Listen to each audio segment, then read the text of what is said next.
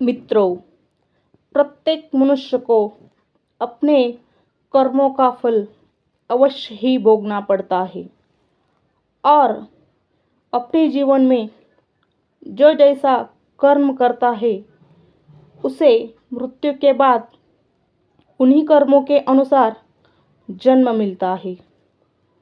किसी को कुत्ते का जन्म मिलता है, किसी को भेड़ बकरी का जन्म मिलता है।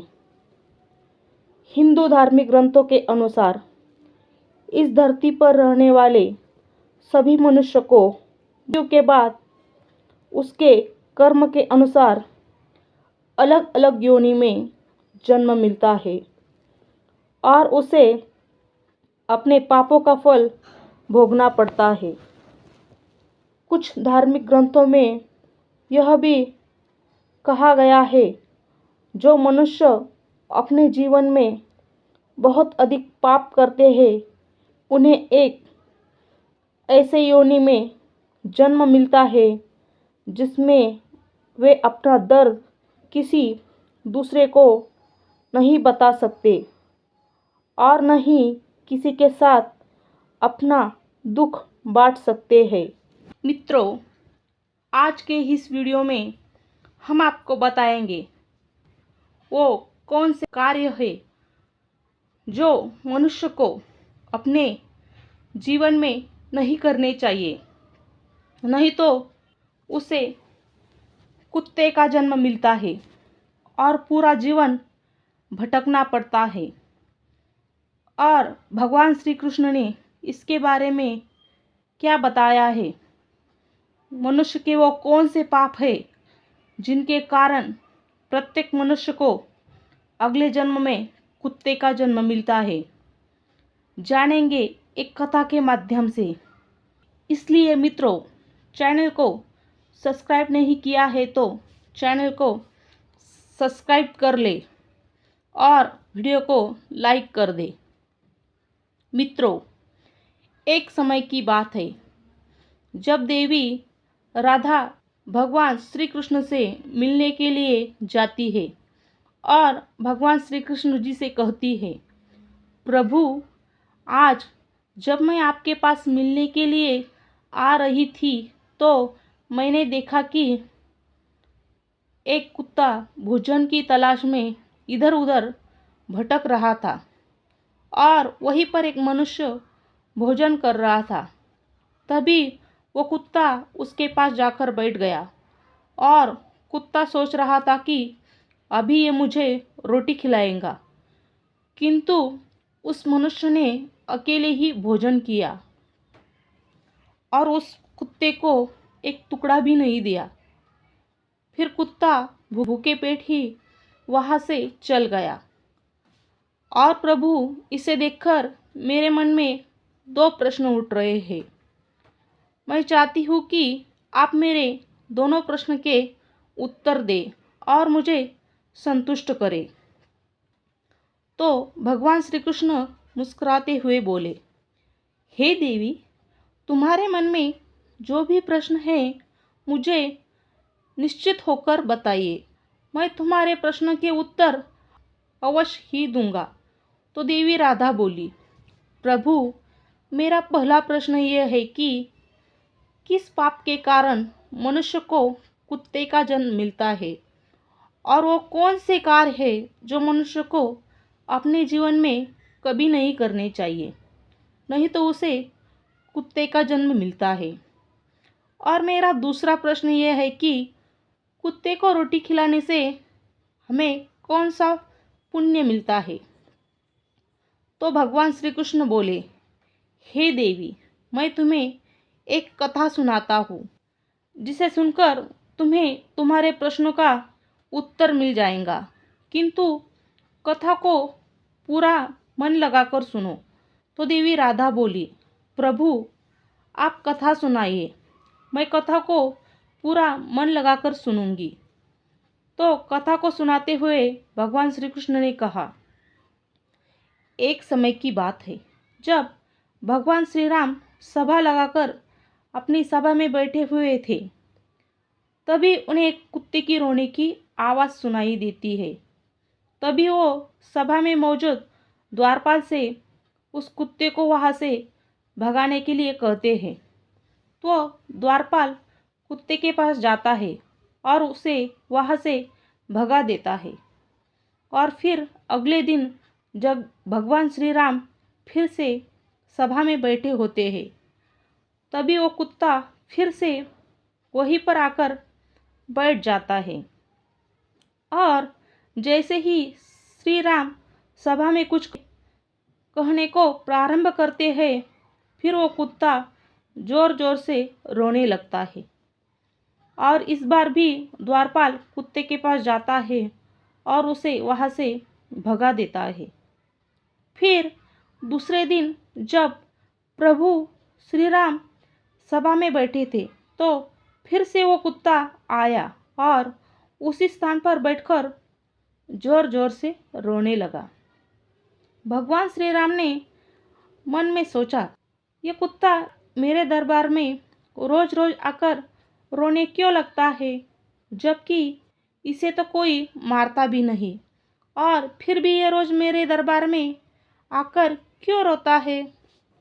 फिर इतना सोचकर श्री राम ने द्वारपाल से कहा, उस कुत्ते को मेरे दरबार में लेकर आओ। द्वारपाल उस कुत्ते के पास जाता है और उसे कहता है, हे श्वान, तुम रोज यहाँ पर ही आकर क्यों रोते हो, और चलो, प्रभु श्री राम ने तुम्हें अपने दरबार में बुलाया है। तो कुत्ता बोला, हे मुनिवर, मैं एक कुत्ता हूँ और कुत्तों का मन राजभवन तथा रसोई घर, गौशाला जैसे पवित्र स्थान पर जाना मना है। मुझे अपवित्र माना जाता है, इसीलिए मैं प्रभु श्री राम के दरबार में नहीं जा सकता। तुम प्रभु श्री राम से जाकर कह दो, यदि उन्हें मुझसे मिलना है तो वो यहाँ पर आए, किंतु मैं वहाँ पर नहीं जा सकता। कुत्ते की ये बात सुनकर द्वारपाल प्रभु श्री राम के पास जाता है और कुत्ते द्वारा कही गई सारी बातें उन्हें बताता है। फिर भगवान श्री राम कुत्ते के पास आते हैं और कहते हैं, हे श्वान, तुम रोज मेरे दरबार में आकर क्यों रोते हो? क्या मेरे द्वारपाल ने आपको मारा है या फिर मुझसे कोई गलती हुई है? तो कुत्ता बोला, नहीं प्रभु, नहीं, आपसे कोई गलती नहीं हुई है, ना ही आपके द्वारपाल ने मुझे मारा है। तो भगवान राम ने कहा, फिर रोज तुम मेरे दरबार में आकर क्यों रोते हो? कुत्ता बोला, प्रभु, एक सन्यासी ने मुझे पत्थर से मारा, जिसके कारण मेरा एक पैर टूट गया। अब मुझसे सही से चला भी नहीं जाता और मुझे बहुत पीड़ा भी हो रही है। इसीलिए प्रभु, मैं आपके दरबार में आकर रोता हूँ। प्रभु, मैंने सुना है कि आप सबका न्याय करते हैं, तो प्रभु मेरा भी न्याय कीजिए और उस सन्यासी को सजा दीजिए। तो उस कुत्ते की ये बात सुनकर प्रभु श्री राम बहुत अधिक दुखी हुए और अपने सैनिकों से कहा, उस सन्यासी को मेरे दरबार में लेकर आओ, मैं उसे अवश्य ही सजा दूंगा। सैनिक जाते हैं, उस सन्यासी को प्रभु श्री राम जी के दरबार में लेकर आते हैं। फिर प्रभु श्री राम उस सन्यासी से कहते हैं, जो कुत्ता बोल रहा है वो सत्य है क्या? तुमने उस कुत्ते को क्यों मारा है, जिससे उसके पैर में बहुत अधिक चोट आई है और अब कुत्ते को बहुत अधिक पीड़ा हो रही है और ये ठीक से चल भी नहीं पा रहा है। इसने क्या अपराध किया था जो तुमने इसे सज़ा दी है कि इसका पैर ही तोड़ दिया है? तो वह सन्यासी बोला, प्रभु, मैं अपनी झोली लेकर भिक्षा मांगने के लिए रास्ते से जब जा रहा था, तभी एक कुत्ता मेरे पास आया और अपनी पूंछ हिलाने लगा और जब मैंने इसे खाने के लिए कुछ नहीं दिया तो इसने मेरी भिक्षा का अन्न छू लिया, जिसके कारण मैं क्रोध में आकर पत्थर उठाकर इसको मारा और पत्थर बहुत अधिक बड़ा होने के कारण इसका पैर टूट गया। सन्यासी की यह बात सुनकर प्रभु श्री राम उस सन्यासी पर बहुत अधिक क्रोधित हुए और उन्होंने सन्यासी से कहा, यह कुत्ता एक अज्ञानी जीव है, इसे इतना ज्ञान नहीं है कि किसी का अन्न नहीं छूना चाहिए, इसलिए इस कुत्ते ने ऐसा किया। किंतु आप तो एक सन्यासी है, आपके अंदर तो ज्ञान है कि किसी भी जीव को इस तरह से नहीं मारना चाहिए, फिर भी आपने इस जीव को मारा, इसलिए अपराध इस कुत्ते ने नहीं बल्कि अपराध तो आपने किया है। आप इतने बड़े ज्ञानी होते हुए भी इस कुत्ते को मारा है, इसलिए अपराधी आपको ही माना जाएगा। फिर प्रभु श्री राम ने उस कुत्ते से कहा, यह सन्यासी तुम्हारा अपराधी है और अब तुम ही बताओ कि इस सन्यासी को क्या सज़ा दी जाए। तो कुत्ते ने कहा, प्रभु इस सन्यासी को किसी नगर का राजा बना दीजिए।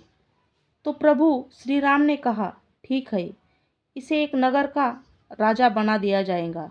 और फिर उस सन्यासी को सुंदर वस्त्र पहनाकर एक घोड़े पर बिठा दिया।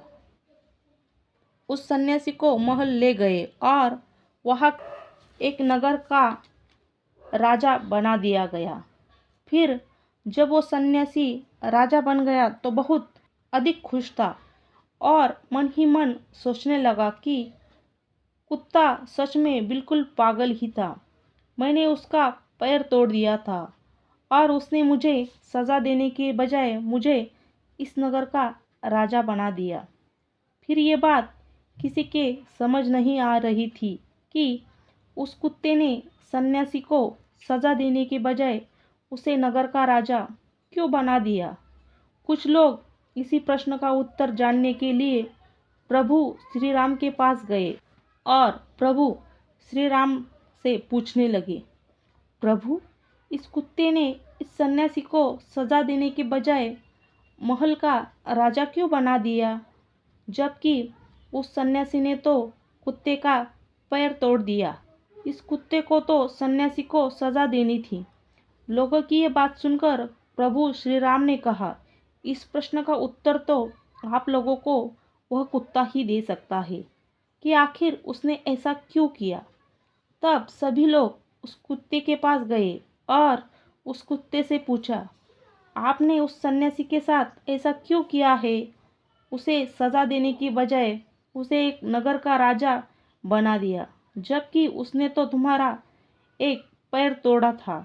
तो कुत्ता मुस्कुराते हुए बोला, तुम जानना चाहते हो कि मैंने उस सन्यासी को सज़ा देने की बजाय उसे एक नगर का राजा क्यों बना दिया। तो सुनो, मैं भी पिछले जन्म में एक नगर का राजा था और मैं गरीबों पर खूब अत्याचार करता था। मेरे नगर में जितने भी लोग थे सभी बहुत अधिक गरीब थे और वो दिन भर खेतों में मेहनत मजदूरी करके जो अन्न उगाते थे उसमें से मैं आधा मैं ले लेता था और जो भी मुझे अपने अन्न में से आधा हिस्सा नहीं देता था उसे मेरे सैनिक बहुत मारते पीटते थे और उनकी मेहनत का धन मैं हड़प लेता था। पिछले जन्म में मैंने बहुत सारे पाप किए थे, इसी कारण इस जन्म में मुझे कुत्ते का जन्म मिला है और अब मैं पिछले जन्म में किए गए पापों का फल भोग रहा हूँ। और मैंने उस सन्यासी को इसलिए राजा बनाया है ताकि उसे भी अगले जन्म में कुत्ते का ही जन्म मिले और तब उसे पता चलेगा कि कुत्ते का जीवन कैसा होता है और अपना पेट पालने के लिए क्या क्या करना पड़ता है और एक एक अन्न के लिए कितना तरसना पड़ता है। कितने लोगों से मार खानी पड़ती है। फिर इस तरह उस कुत्ते की ये बात सुनकर सभी के समझ में आ गया था कि उस कुत्ते ने उस सन्यासी को राजा क्यों बनाया था। मित्रों, फिर कथा को आगे बताते हुए भगवान श्री कृष्ण कहते हैं, देवी राधा से कहते हैं, हे देवी, अब तुम्हें तुम्हारे दोनों प्रश्न के उत्तर देता हूँ। तुम्हारा पहला प्रश्न था कि वो कौन सा कार्य है जो एक मनुष्य को अपने जीवन में नहीं करना चाहिए, नहीं तो उसे कुत्ते का जन्म मिलता है। तो समझ लो, जो मनुष्य उस राजा की तरह अपने जीवन में बहुत अधिक पाप करते हैं, उन्हें कुत्ते का जन्म मिलता है। और तुम्हारा दूसरा प्रश्न था कि कुत्ते को रोटी खिलाने से मनुष्य को कौन सा पुण्य मिलता है। तो समझ लो, जो मनुष्य कुत्ते को रोटी खिलाता है, उसे अपने जीवन में किए गए पापों से मुक्ति मिलती है तथा उसके जीवन में अनजाने में किए गए पाप नष्ट हो जाते हैं। इसलिए प्रत्येक मनुष्य को कुत्ते तथा भिखारी को रोटी खिलानी चाहिए। फिर देवी राधा कहती है, प्रभु, पृथ्वीलोक पर कुछ मनुष्य ऐसे भी हैं जो द्वार पर आए कुत्ते को मारकर भगा देते हैं और कभी भी कुत्ते तथा गाय को रोटी नहीं खिलाते हैं, परंतु वो लोग पूजा पाठ बहुत अधिक करते हैं। तो क्या प्रभु ऐसे लोगों की पूजा ईश्वर स्वीकार करते हैं? तो भगवान श्री कृष्ण मुस्कुराते हुए बोले, ये वही लोग हैं जो गंगा जी में पाप धुलाने के लिए जाते हैं और वहाँ से आते ही फिर से पाप करना शुरू कर देते हैं। तो देवी राधा कहती है, प्रभु, क्या गंगा जी में स्नान करने से पाप नहीं धुलते? तो भगवान श्री कृष्ण बोले, गंगा जी में वही पाप धुलते हैं जो अनजाने में हो जाते हैं। जानबूझकर किए गए पाप गंगा जी में नहीं धुलते। और गंगा जी में स्नान करने से वही मनुष्य पवित्र होता है जिसका मन साफ हो और मन में कोई छल ना हो तथा मन में गंदे विचार नहीं हो। और गंगा जी में छल कपट करने वाले और दूसरों की बहन बेटियों पर बुरी नज़र रखने वाले लोगों का कुछ नहीं होता। अंत में ऐसे लोगों का सर्वनाश होता है और प्रत्येक मनुष्य को अपने कर्मों का फल अवश्य ही मिलता है। मित्रों, आपको यह कथा कैसे लगी, हमें कमेंट करके ज़रूर बताइए और कमेंट में जय श्री कृष्ण ज़रूर लिखिए। अगर आपको यह कथा पसंद आए तो प्लीज़ कथा को लाइक कीजिए और हमारे चैनल को सब्सक्राइब कीजिए। धन्यवाद।